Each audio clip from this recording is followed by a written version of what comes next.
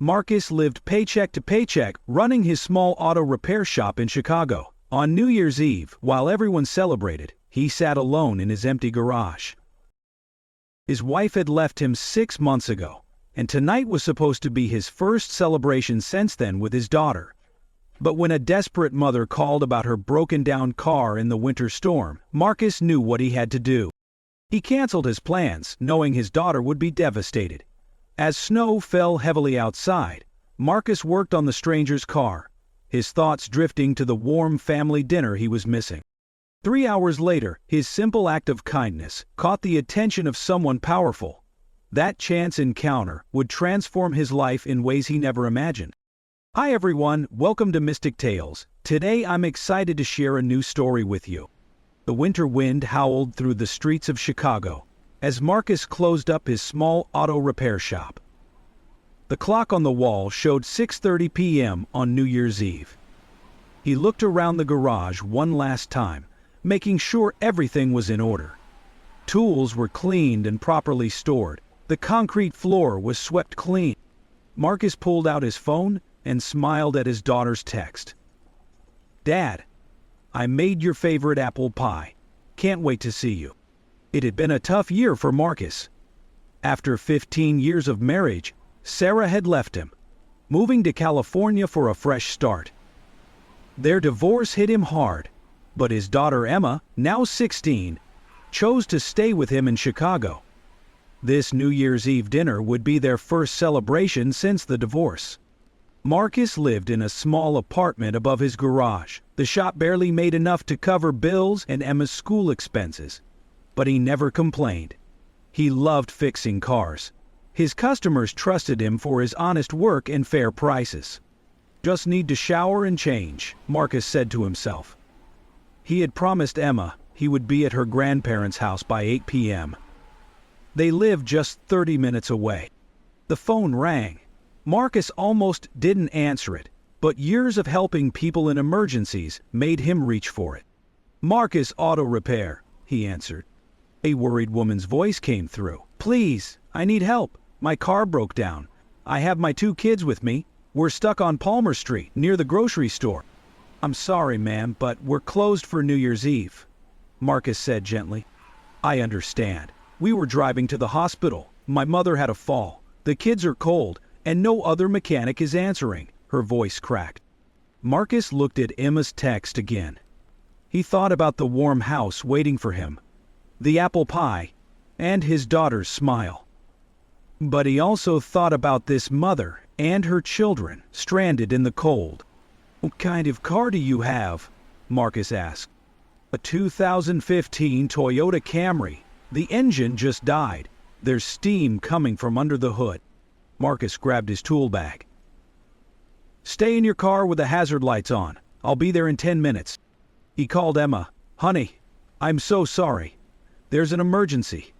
A family is stranded in the cold." "But Dad, it's New Year's Eve. We've been planning this dinner for weeks," Emma said. "I know, sweetheart. I feel terrible, but there are 2 kids in that car. Their grandmother is in the hospital. I have to help them." There was a long pause. "You always help everyone, Dad. That's why I love you. But sometimes I wish you could just put us first." Her words stung, but Marcus knew he couldn't leave that family stranded. He put on his heavy winter coat and grabbed his emergency kit. The snow was falling harder now, coating the streets in white. As he drove toward Palmer Street, he wondered if he had made the right choice. But deep down, he knew he couldn't have lived with himself if he had said no. Marcus found the stranded Toyota exactly where the woman had described. Its hazard lights blinked against the falling snow. He parked his truck behind it and turned on his emergency lights for safety. A woman stepped out of the car, wrapped in a thin jacket. "Thank you for coming. I'm Lisa," she said. "Stay in the car where it's warmer. I'll take a look," Marcus said, grabbing his tools. Through the back window, he saw 2 children huddled together under a blanket. The older one looked about 12, the younger maybe 8. They watched him with worried eyes as he opened the hood. The steam rose from the engine compartment. Marcus checked the radiator hose and found the problem. The hose has a crack. That's why you're losing coolant, he explained to Lisa. Can you fix it? Lisa asked. My mother fell in her bathroom. My sister is with her at the hospital, but she keeps asking for me. Marcus nodded. I have a spare hose in my truck that should fit. Give me about 30 minutes. The wind cut through his jacket as he worked. His fingers grew numb in the cold, but he kept going. He thought about Emma sitting at her grandparents' house, waiting for him. His phone buzzed with a text from her. Grandma wants to know if she should keep dinner warm for you. Marcus typed back with cold fingers. I'm sorry, honey. This might take longer than I thought. Start without me. He returned to work, replacing the damaged hose and refilling the coolant. The grocery store's parking lot was empty, except for a black SUV parked near the entrance. Its headlights were on, engine running. After 40 minutes, Marcus closed the hood. Try starting it now, he called to Lisa. The engine turned over smoothly. The temperature gauge stayed normal. Lisa stepped out again, relief visible on her face. How much do I owe you? Marcus saw the worry in her eyes, the worn edges of her coat, the children's anxious faces in the back seat. He thought about his own struggles, the times when a kind word or gesture had meant everything. No charge, he said. Just get to your mother safely. I can't accept that. You canceled your New Year's plans for us, Lisa protested. Consider it my New Year's gift. We all need help sometimes, Marcus said, packing his tools. Lisa's eyes filled with tears. Thank you. You don't know what this means to us. As Lisa drove away, Marcus noticed the black SUV was still there, its windows tinted against the night. He didn't give it much thought as he packed up his truck. His hands were freezing, and all he could think about was the warm apartment waiting above his shop. The clock on his dashboard showed 8:45 p.m. The family dinner would be half over by now. As he drove back through the snowy streets, he felt both satisfied and sad. He had helped someone in need, but at the cost of precious time with his daughter. The next morning, Marcus opened his shop early as usual. The events of New Year's Eve weighed on his mind. Emma hadn't answered his calls last night. He understood her disappointment. I'll make it up to her, Marcus said to himself as he organized his tools for the day. Around 10 in the morning, a black SUV pulled into his garage. It was the same one he had noticed at the grocery store parking lot. A man in a business suit stepped out, brushing snow from his shoulders. Are you Marcus? The man asked. Yes, how can I help you? Marcus wiped his hands on a shop rag. I'm Richard Thompson. I was at the grocery store last night. I saw what you did for that family, the man said. Marcus nodded. Just doing my job. No, you weren't. You gave up your New Year's Eve. I heard you tell that woman not to pay, Richard said. I own several car dealerships in Chicago. We need someone like you. Marcus looked around his small shop. I appreciate that, but this is my place. I know every tool, every corner. I'm offering you a position as head mechanic at my main service center. Full benefits, better hours, and triple your current income, Richard said. I've asked around about you this morning. Everyone knows Marcus Auto Repair for honest work. Marcus sat down on his work stool. That's a generous offer, but you're worried about this place, Richard said. Keep it. Train someone else to run it. But I need someone who puts people first in my service department. Someone who understands it's not just about fixing cars. Marcus thought about Emma, about the constant struggle to make ends meet. Could I think about it? Take 2 days. Richard handed him a business card. Call me when you decide. After Richard left, Marcus called Emma. She answered on the third ring. Dad, I'm in school, she said quietly. I know, honey. I just wanted to say I'm sorry about last night. But something happened this morning. Can we have dinner tonight? Just you and me. There was a pause. Mom called. She wants me to visit her in California for spring break. Marcus felt his heart sink. Oh. We can talk about that too. Okay, pick me up at 6. Emma's voice softened. That evening, over pizza at their favorite restaurant, Marcus told Emma about Richard's offer. He watched her face carefully as he explained everything. "But we wouldn't have to worry about money anymore?" Emma asked. "No, we wouldn't, and I'd have regular hours, more time for us," Marcus said. Emma was quiet for a moment. "You know why I didn't go with Mom to California? Because you taught me that helping others matters more than having lots of money. Like last night. I was mad, but those kids needed you more than I did." Marcus reached across the table and squeezed her hand. "When did you get so wise?" "I learned from you, Dad," Emma smiled. "You should take the job. But promise you'll never stop being you." 2 days later, Marcus called Richard and accepted the position. The next few weeks were busy with transition. Marcus found Mike, a reliable mechanic he'd known for years, to take over his shop. He spent evenings training Mike, making sure his longtime customers would be in good hands. "The rent from the shop will help with Emma's college fund," Marcus told Mike one evening. "Just keep taking care of people like their family." His first day at Thompson Auto Services was eye-opening. The facility was 3 times the size of his old shop, with state-of-the-art equipment he'd only read about. Richard introduced him to the team of mechanics. "Some of our wealthy clients can be demanding," Richard said. "But I want you to run this service department your way. Honest work, fair prices." Marcus noticed some of the older mechanics seemed skeptical of him. He understood. He was an outsider, brought in above them. During his first week, he made sure to learn everyone's names and listen to their concerns.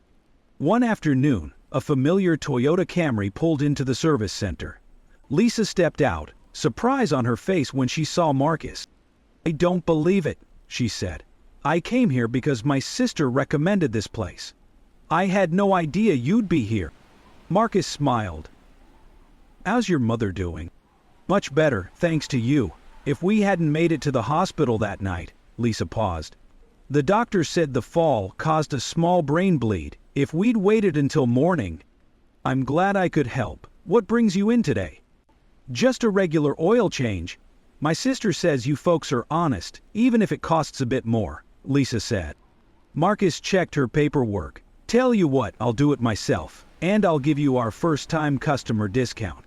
As he worked on Lisa's car, one of the senior mechanics, Tom, watched him. "You know her?" Tom asked. Marcus told him about New Year's Eve. Tom nodded slowly. "That's why Thompson hired you," Tom said. "We've gotten so focused on luxury cars and wealthy clients, we forgot about regular folks who just need their cars fixed." By the end of his first month, Marcus had made small but meaningful changes. He started a program offering discounted services to elderly and low-income customers. Richard supported his ideas, seeing how it built community trust. Emma noticed the changes in her father, too. He was home for dinner most nights now. They started planning her college applications. The additional income meant she could apply to schools that had seemed out of reach before. "Dad," she said one evening as they worked on her essays, "remember when you said everything happens for a reason? Maybe helping that family on New Year's Eve wasn't just about them. Maybe it was about us too." Marcus looked at his daughter, realizing how much she'd grown. Maybe you're right. Sometimes the best rewards come when we're not looking for them." 6 months passed quickly. Marcus's program for discounted services had expanded to all 5 of Thompson's dealerships. His old shop, now run by Mike, continued to serve the neighborhood well. One morning, Richard called Marcus into his office. "The board was reviewing our service department numbers yesterday," Richard said. Marcus sat down, wondering if the discount program had hurt their profits. "Customer satisfaction is up 40%. Returns for warranty work are down. Even our luxury car clients are happier." Richard smiled. "You've changed things around here, Marcus." "I just treated people the way I always have," Marcus said. "That's exactly why I wanted you. Listen, we're promoting you to Service Operations Director for all our locations. You'll oversee all 5 service centers." Marcus thought about the responsibility. "That's a big job." "Yes, and it comes with a significant raise in profit sharing. Plus, We want to implement your community service program across all locations. Richard paused. You know what made me notice you that night? I saw you working in the cold, helping that family, expecting nothing in return. That's rare these days. Later that evening, Marcus and Emma celebrated at their favorite pizza place. Emma had news of her own. I got accepted to Northwestern, Dad, full scholarship, Emma beamed. The essay about you helping people, about learning the value of community from watching you work. The admission officer said it stood out. Marcus felt tears in his eyes. Your mom called yesterday. She's flying in for your graduation. I know, Emma said. We've been talking more. She's different now, calmer. She said watching you succeed without bitterness taught her something. The next day, Marcus visited his old shop. Mike had kept it exactly as he'd left it, just cleaner. The regular customers still came by, trusting the same honest service Marcus had always provided. You started something good here, Mike said. Now you're doing it on a bigger scale. Marcus looked around the familiar space. You know what I learned? Sometimes the smallest choices have the biggest impact. If I hadn't answered that phone on New Year's Eve. Speaking of that, Mike smiled. Lisa's sister brought her car in yesterday. Said her whole family tells everyone about the mechanic who helped them in the snow. Word of mouth is better than any advertisement. Marcus thought about the chain of events. One decision on a snowy night had led to all this. Better opportunities, Emma's scholarship, even a kind of peace with Sarah. Not because he'd expected anything in return, but because he'd simply chosen to help someone in need. The best part is, Marcus said, I can help more people now. That's worth more than any promotion. As he drove home that evening, Marcus passed the grocery store where it all began. The memory of that cold New Year's Eve made him smile. Sometimes the kindest choice was also the right one, even if you couldn't see it at the time. Loved this story? Tap that like button and subscribe to Mystic Tales for more. Let us know how this story made you feel with a single word in the comments.